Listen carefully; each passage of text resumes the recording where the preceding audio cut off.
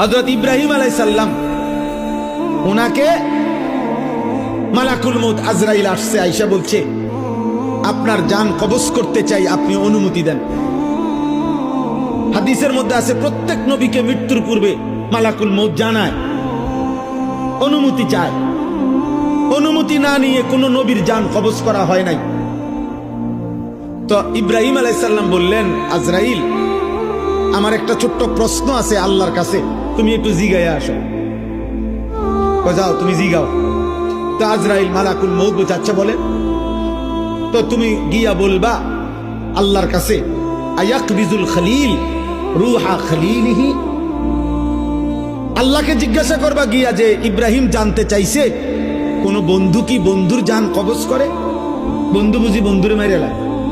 আমি না আপনার বন্ধু? ইব্রাহিম আলাইহিস সালাম কার বন্ধু? কথা বলে না, আল্লাহর বন্ধু কিনা? তো ইব্রাহিম আলাইহিস সালাম বলতেছে যাও গিয়া জিগাও কি বন্ধু এটা, বন্ধু বন্ধুরে মারতে কয়?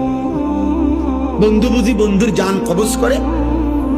সুবহানাল্লাহ। আল্লাহ তাআলা তখন বললেন জিবরাইল, আরে আজরাইল মালাকুল মউত, তাহলে এক কাজ করো, তোমারে আমি আরেকটা প্রশ্ন করতেছি ইব্রাহিমকে বলার জন্য, তুমি হেঁটে গিয়া কও, যাও আবার যাও। তো মালাকুল মউত এসে এবার ইব্রাহিম আলাইহিস সালামকে বললেন, আপনার কথার জবাবে আল্লাহ তাআলা একটা প্রশ্ন করছেন, আপনি এটার উত্তর দেন। তো বলছে কি? তো আল্লাহ তাআলা জানতে চাইছেন আয়াকরাহুল খলিল লিকা খলিলিহি, বন্ধু কি তাহলে বন্ধুর মুলাকাত সাক্ষাৎ চায় না? বন্ধু কি বন্ধুর সাক্ষাৎ পছন্দ করে না? তাইলে ইব্রাহিম আলাইহিস সালাম বুঝছে, হায় হায় এ তো মারা না, তো বন্ধুর মুলাকাত, এ তো মৃত্যু না রে, এ তো আমার সেই মালিকের মুলাকাত।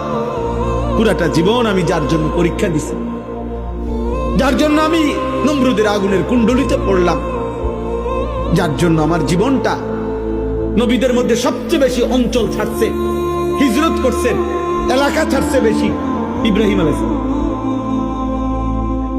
তো সে তো বন্ধুর মুলাকাত।